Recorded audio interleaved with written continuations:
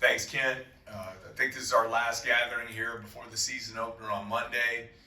So obviously very excited to get the season tipped off, especially opening up here at home in the PMAC Monday night at 7. From an availability standpoint, coming out of the exhibition game on Monday, you saw Jalen Cook's statement as we still await word on his final clearance for the season. Trey Hannibal has still been out with illness. Hope to have him back in practice today. Derek Fountain returned to practice yesterday. If we continue on a good path this weekend, expect to have him available for the game on Monday night. And then Hunter Dean, I believe, was our other player who missed Monday's game due to a shoulder injury. Day to day, will be out of practice today. Hope to have him back in practice this weekend, which would clearly make him available for Monday night's game. And with that, we'll open it up for questions. The players told us that Jalen was still practicing with your team. So what is your approach there? Just try to keep him as ready as possible? And do you have a time frame or an expectation or hope for that? Yeah, it don't have a time frame. That's out of our hands and with the NCAA appeal.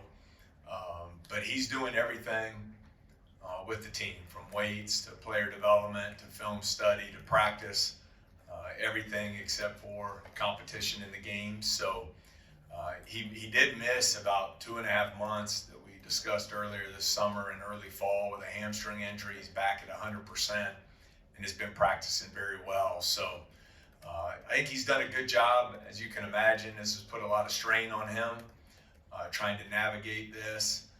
To see what's going to happen, but I think he's done a good job of staying focused on the things that he can control and practicing hard and getting better. Hey, Coach, what about this year makes it different from last year, kind of the way you coach or the way players are taking direction, and like now that you've had a year under your belt, how is that helping with this transition? I think every year stands on its own.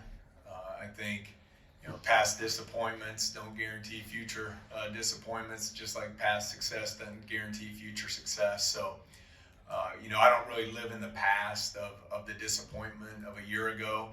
I think we do have an experienced team. We've been able to bring in some guys who have produced at a high level individually and also coming from some winning programs. I think our returning group of 5 that we brought back, led by Derek Fountain, have a really good understanding of what we're trying to accomplish as a team. And so I think, for me personally, it's a fresh start, and I'm thankful for that fresh start. I talked about it last week. I'm thrilled to be here at LSU. It's been everything I hoped it would be for me and my family, and love our team and excited about the opportunities ahead for our group. Yeah, outside of winning the game, what are some of the key things that you look for in the first game of the season? Yeah, I think some of the things that really shine through in the exhibition game, I thought our guys played with great energy. I thought they played extremely hard, and then to finish that off with great unselfishness. And so I think that has to be the foundation to our team. And then I want to see improvement on the defensive side of the ball. Out of the exhibition game, we gave up way too many straight line drives off the dribble that put us into a lot of rotations defensively, put us in some bad positions from a rebounding standpoint. Would like to see more discipline and attention to detail at that end of the floor. Yeah, now, when you, looked at the film of Will Baker, what immediately did you like? Was it making old school post game, good hands, good pass for good decisions? Well, I think a couple things jump off the page. Obviously, size at 7 feet, 245 pounds, and then skill level. That he can score from either block in the post, can really shoot the ball well from the perimeter. The guy's been around 39% from 3 the last couple of years. And then I think in today's game, as you see the floor spread out and the spacing, his ability to pass and make decisions from that center spot has become more important than it was, say, 10 years ago. So overall, the skill level for his size. And then, just as importantly, he's a relentless worker. and he's all about the team. And so I think that helps you connect people together and gives you an opportunity to build a cohesive unit out there on the floor. You talked about this some on Monday, but just now that there's some clarity here that you can move forward, at least to start the season, who are some of the guys you're looking to kind of maybe take that initiative that Jalen may have taken had he been available for you guys, and just how different do you think this is going to look now since he's not going to be a part of it, at least to start the year? Yeah, I think, Glenn, what we talked about Monday, Jalen is, to me, a really electric player in ball screen offense. He can score, but he also creates for others there. I think our other guards are a little bit different, and that's not a bad thing. I think we just have to play a little bit differently when Jalen's on the floor versus when he's off. So I think you saw that some on Monday. Again, I know it was just an exhibition, but Mike Williams, Carlos Stewart, their playmaking, I think they were 15 assists, just 2 turnovers. Obviously getting Trey Hannibal back, a guy who in the Bahamas was 20 assists, only 4 turnovers in those 3 exhibitions there. So I think it just, we'll have to play a little bit different from a scheme standpoint, but I think guys have been preparing that way since June, and I expect them to be ready to go. When we talked to the players, they talked about energy and like you demanding it in practice, and you mentioned energy just a moment ago. Do you feel like you have a little bit more accountability with this team, and that they also have their own brand of accountability amongst each other? Well, I don't know. We haven't played any games yet. I think everyone's in great spirits. The energy's good. Roles haven't necessarily been defined at this point. Minutes and shot attempts and all of those things haven't been divvied up. But I really like our group.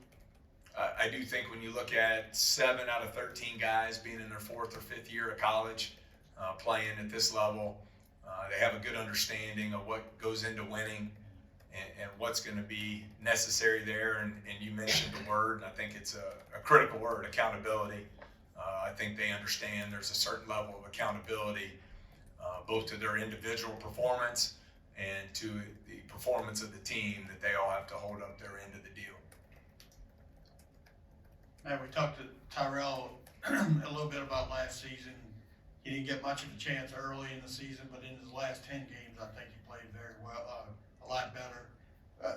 Did you have to convince him to stick around? But I guess you did, because he told us he's no quitter. But what did you see in him at the end of last season, basically?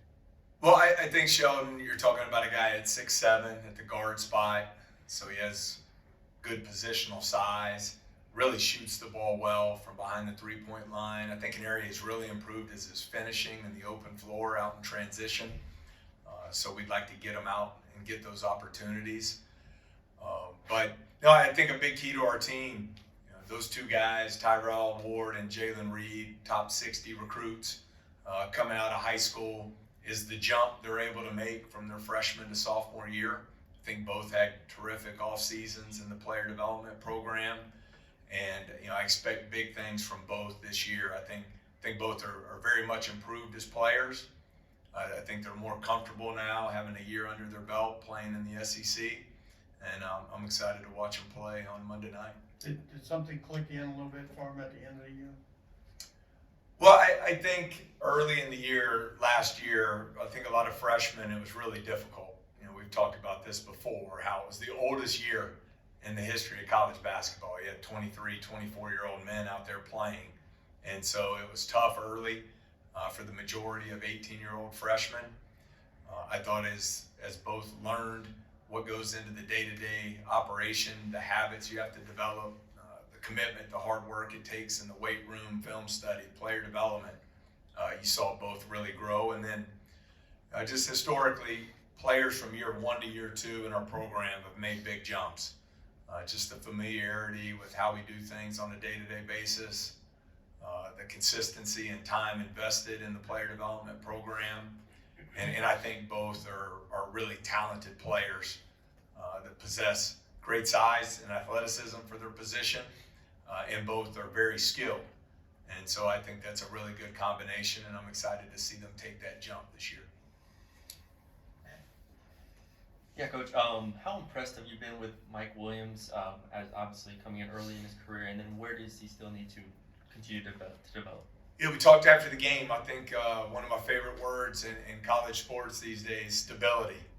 He provides a lot of stability. You know what you're going to get every day. He's a great leader for a true freshman. Really communicates well on the floor. You see him take command of the huddle during timeouts. He's a competitor. He has great toughness. I think you saw his ability to run the offense and really get the ball where it needed to go in these early exhibitions and scrimmages. He didn't shoot the ball as well as he's capable on Monday night, but I think you'll see him do that as the season goes along. Hey, Coach. Monty Wilkinson came off the bench the other night, had 17 points, hit 5 threes. What have you seen from him in his development offensively, and just what kind of role does he kind of play now coming into his 4th year? Yeah, I've really enjoyed coaching him, Wani. We know the trouble he had last year with the shoulder injury and the season-ending surgery. But since he's been cleared back in early July, and even through his rehab process, I think he's been just relentless in his work to get back on the floor. I think he's provided great leadership by example in our program, and he's shot the ball at a high level. And he's also an elite athlete. So I think in today's 3-and-D terminology you hear, I think a guy who can shoot it at a high level from behind the three-point line. Because of his athleticism, he's able to guard multiple positions on the defensive end. And then an area we've continued to challenge him because he is so athletic and explosive is to help us on the glass at both ends of the court. But he's been terrific, really consistent daily, especially over the last 3 or 4 weeks going into the season. Anything else? All right. All right, Thank thanks you, so Coach. much. We'll see you on Monday. Thank you.